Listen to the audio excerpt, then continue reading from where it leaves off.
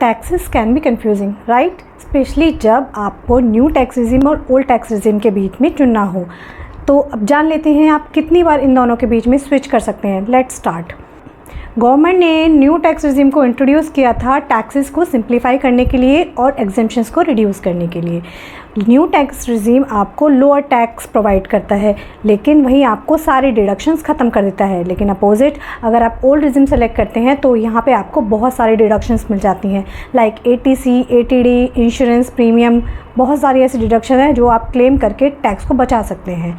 लेकिन अभी भी टैक्स पेयर के पास फ्लैक्सिबिलिटी है कि आप न्यू टैक्स रिजिम को सेलेक्ट करते हैं या ओल्ड टैक्स रिजिम को सेलेक्ट करते हैं। इसकी फ्रीक्वेंसी डिपेंड करती है कि आप एक सैलरीड पर्सन है और एक या फिर बिजनेस पर्सन है।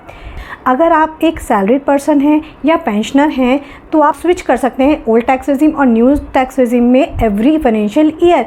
इसका मतलब ये हुआ जब भी आप अपनी इनकम टैक्स रिटर्न को फाइल करेंगे तब आप चूज़ कर सकते हैं अपनी रिजिम को जो भी आपको बेस्ट टैक्स बेनिफिट दे।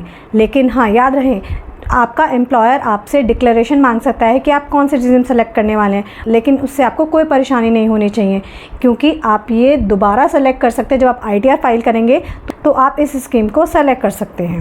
अब बात कर लेते हैं अगर आपकी बिजनेस इनकम है या प्रोफेशनल इनकम है, वहाँ पे रूल्स थोड़े से डिफरेंट हो जाते हैं।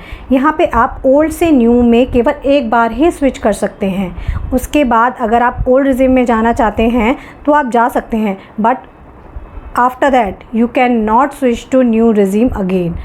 So business owners और professional को थोड़ा सा extra cautious होना पड़ेगा before making the switch. तो अभी हम इसको समराइज़ कर लेते हैं। अगर आप सैलरीड पर्सन हैं तो आप एवरी ईयर स्विच कर सकते हैं। अगर आपकी प्रोफेशनल इनकम है तो आपको केवल लाइफ टाइम में एक बार चांस मिलता है स्विच करने का। So always analyze your deduction and exemptions and tax liability before deciding. आप अपने टैक्स एक्सपर्ट को भी कंसल्ट कर सकते हैं to make best choice for you. If you like the video, don't forget to like, share and subscribe for more tax tips. Also tell me in comment section कि आपने कौन से regime के लिए चूज़ किया. Then I'll see you in the next video. Stay informed and stay updated.